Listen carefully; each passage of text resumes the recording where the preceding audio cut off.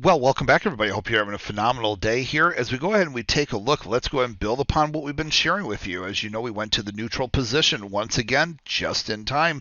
What happened here, as you know, we had the negative divergence on the S&P while we were just making the lower lows in prices. Go back to the August-September timeframe where we went ahead and dealt with all this before, identified it, and then sure enough, here we are now going, and history is repeating itself just a few months later from everything we went through with the exact same, follow through that we had at that time. So we shifted to a neutral position, and again, the reason why the Dow is so negative and under the channel there, the reason why it's neutral and not sell side because we haven't gone and gotten through these long-term support levels.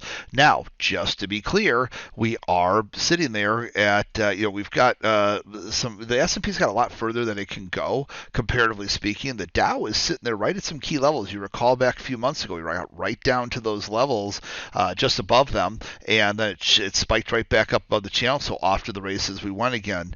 But here we are. We're right back down there, even lower and closer now to that rising support this time. So we're going to be watching that very closely.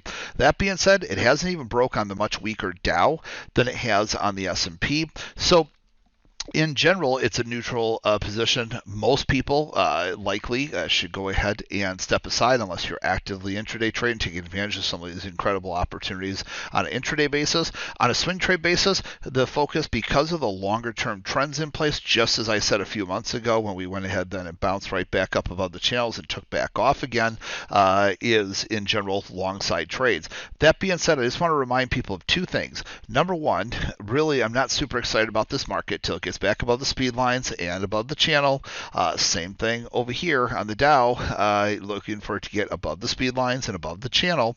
If you're looking for trades, from my perspective, due to the long-term bullishness, still focus on long time. There's selective longs that are appearing out there. At least they're holding up better than a lot of other instruments in the short term. You can see, like for instance, LRCX here, both on the TRP was firing off there. ITP has been firing off now for a while, and if we take a look at that on wealth scanner here, is at the kind of the top of the heap there, and it's been doing very well, as you can see. And then when it had the pullback last week, that led to the stochastic buy. And as I mentioned, though, because of that neutral standing, it's better to wait till it gets right back up above the speed lines to look for the continuation there. And even here today, you saw a higher high despite the market as a whole taking it on the chin. And that's what you're looking for, right? You're looking for these great opportunities that stand out, and the wealth scanner here identified that very nicely, and you can see it over here then as well.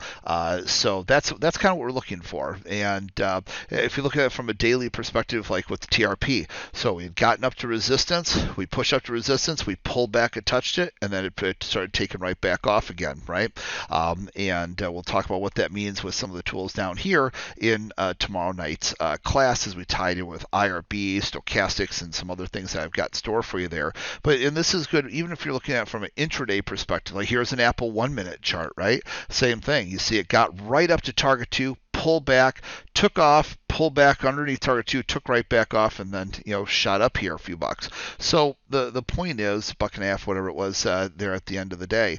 The thing is, whether you're looking on an intraday basis, you're looking on a intraday basis, these are really powerful strategies that you need to know, especially with the market that we're in right now. You got to be even more selective or be sidelined. So we're going to show people how to look for both types of strategies and which strategy makes the most sense. And we're going to do that tomorrow night. So this timing couldn't be better for this in tomorrow night's class. Now, I have not done this class since May of this year, so it's been over 6 months, as people have been quick to remind me. So I'm going to try to put some extra information into tomorrow night's class to help you guys, especially since this class is meant for all traders and investors at all levels from my perspective.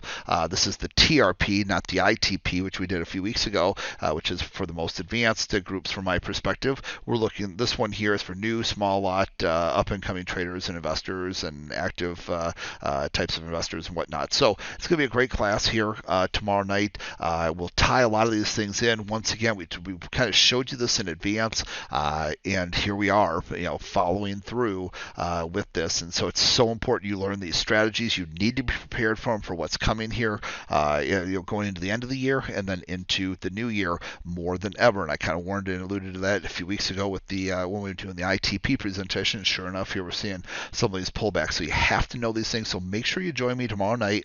It's going to be Wednesday night there, 7 p.m. Eastern, 6 o'clock Central, 4 o'clock Pacific. Make sure you're there. And I'm looking forward to seeing you guys at this special event tomorrow night. All right. Take care. Have a great night. And I'm looking forward to being with you guys tomorrow night. Take care, everyone. Bye-bye.